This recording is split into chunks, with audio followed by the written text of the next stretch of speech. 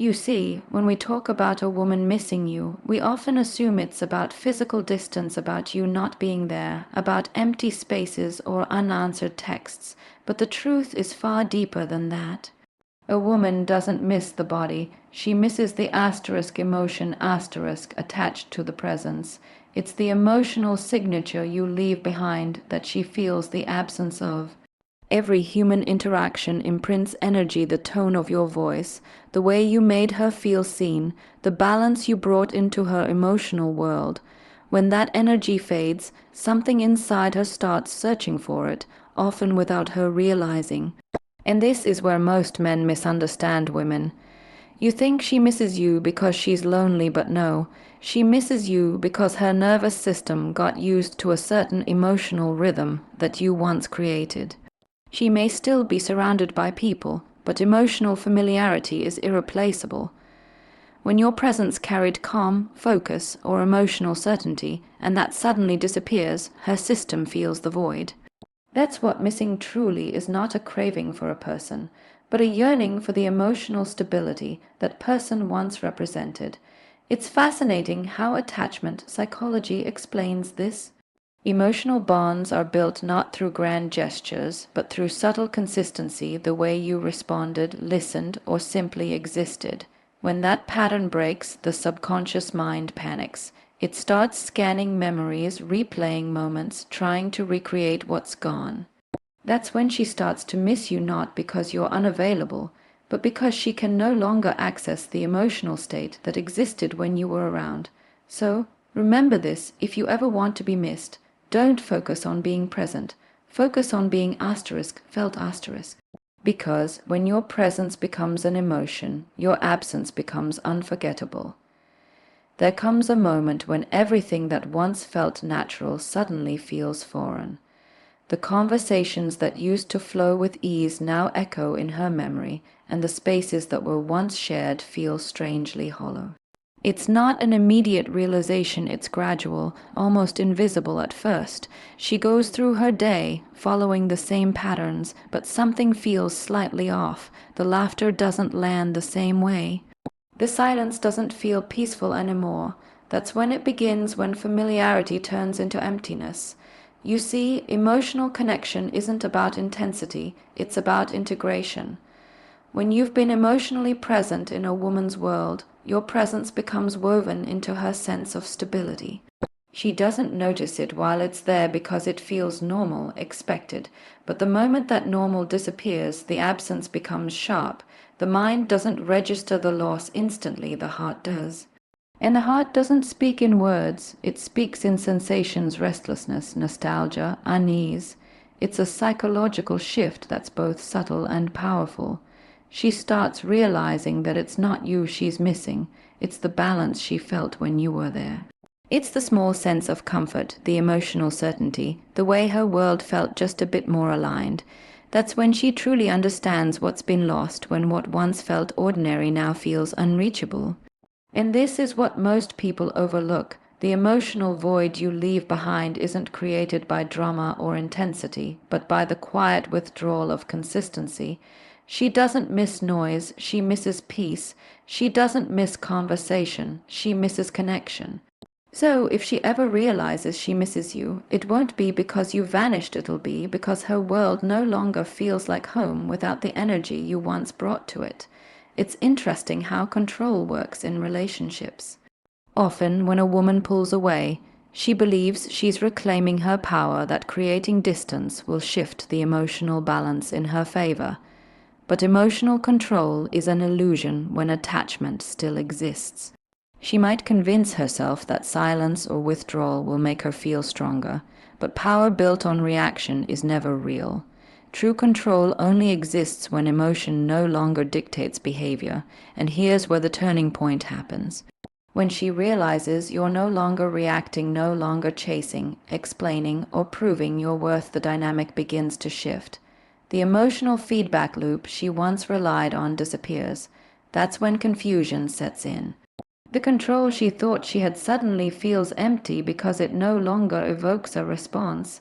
She starts questioning, asterisk, why isn't he affected? Why isn't he fighting for me? Asterisk, that's when she begins to miss not just your presence, but the validation she derived from your energy. It's human nature. We measure our importance by the emotional reactions of others.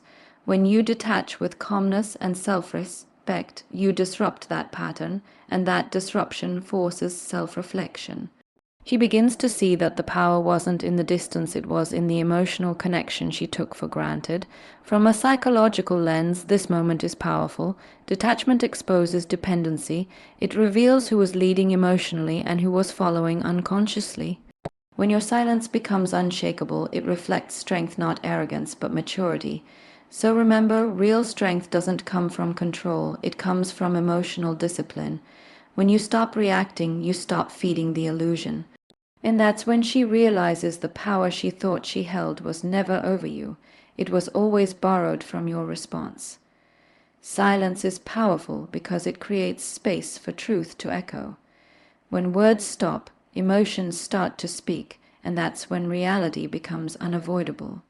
At first, your silence may seem like indifference to her.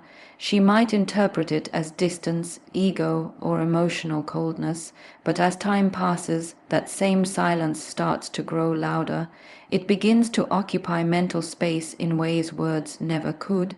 She starts wondering what you're thinking, how you're feeling, and more importantly, asterisk, why you're no longer reaching out. Asterisk, that curiosity quickly transforms into emotional tension. You see, silence has a way of turning the mirror back on the listener.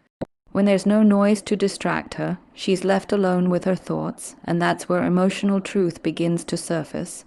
She starts replaying old conversations, analyzing moments, and questioning her own actions.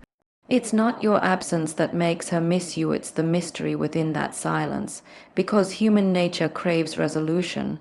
When someone goes quiet with intention, the uncertainty becomes magnetic. And what's fascinating is that silence communicates boundaries without a single word. It says, asterisk, I've detached from the emotional chaos and I'm no longer available for the same patterns. Asterisk, that kind of calm, grounded silence is not weakness, it's emotional mastery. It creates a contrast between what was once familiar and what now feels distant, forcing her to recognize the value of what she lost. When you speak, she hears your words, but when you go quiet, she starts hearing her own thoughts about you. That's when realization strikes, not because of what you said, but because of what your silence revealed. So never underestimate the language of stillness. Sometimes silence says everything that words never could.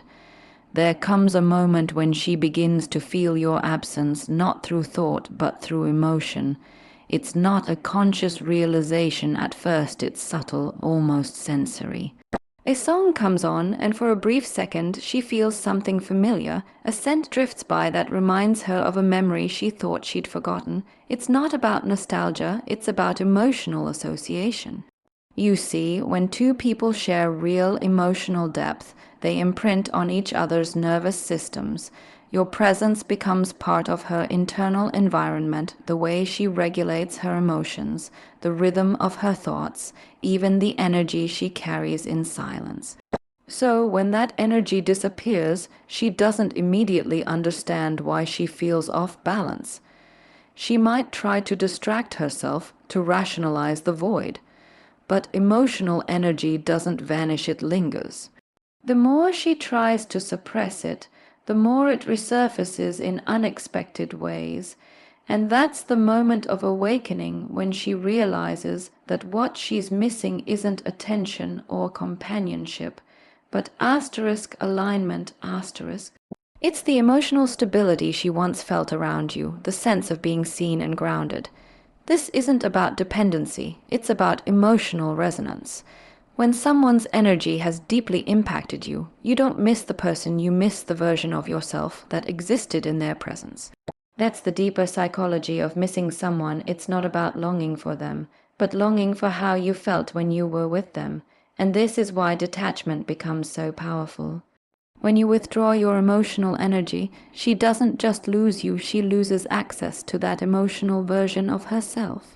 Because in the end, people don't truly miss others. They miss the feeling of being emotionally alive in their presence. There's always that moment when she meets someone new or reconnects with the world, and for a brief time it seems like everything is fine. But then something happens. She starts to notice that no matter how similar someone may appear, the feeling isn't the same. The laughter feels different. The energy doesn't flow as easily. The connection lacks depth. That's when she begins to realize that what she misses isn't you as a person, but the emotional frequency that existed when you were present. It's the reflection of something rare, the emotional mirror effect. In psychology, this is where emotional imprint meets self-awareness. When someone touches you at a level deeper than the surface where your presence awakens both comfort and challenge, it leaves an internal mark. You become a mirror through which she once understood parts of herself, and when that mirror disappears, she can't find that same reflection anywhere else. That's why even when she meets others, something always feels incomplete. The connection might make sense logically, but it doesn't feel the same.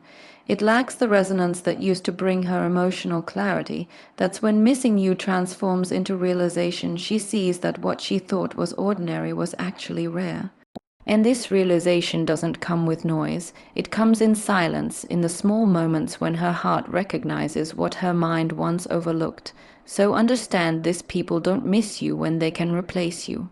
They miss you when they realize you reflected something in them no one else could reach. That's when the missing becomes permanent, because it's not about losing a person, it's about losing the version of themselves that only existed in your presence.